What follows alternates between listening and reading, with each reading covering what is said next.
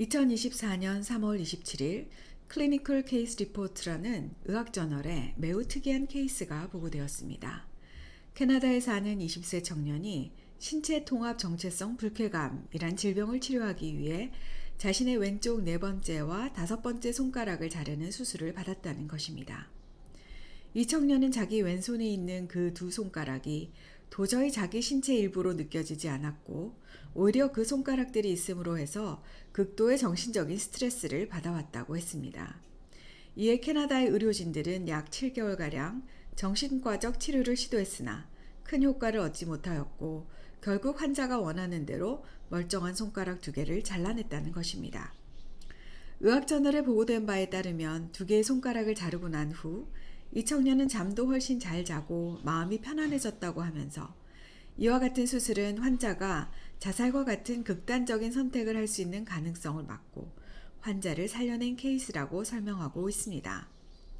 보통 사람들은 이해할 수도 없고 심지어 끔찍하게 여겨지는 일이 포용적 건강관리라는 이름으로 자행되고 있다는 사실이 믿겨지지가 않습니다.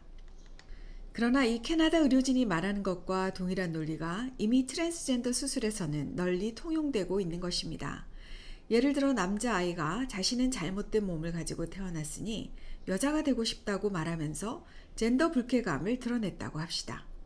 그러면 요즘 의료진들은 아이에게 생각을 바꾸라고 권하기보다는 아이의 몸을 외과적 수술로 바꿀 수 있다면서 트랜스젠더 수술을 권하고 그 과정에서 건강한 남성의 생식기를 잘라내버립니다. 의사들은 반대하는 부모들에게 자살로 죽은 아들을 원하는가 아니면 트랜스젠더 수술을 했지만 살아있는 딸을 원하는가 라고 협박을 합니다. 이것을 포용하고 관용하는 것이 그 아이의 행복을 위한 일이라고 하면서 말입니다.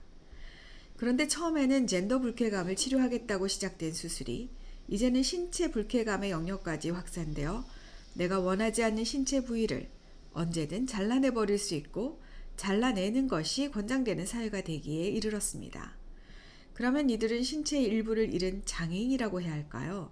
아니면 마음의 평안을 되찾은 건강한 정상인이라고 해야 할까요?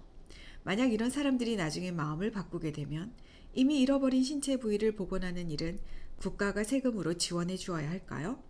아니면 자비로 해야 할까요? 그나마 복원이 가능하긴 한 걸까요?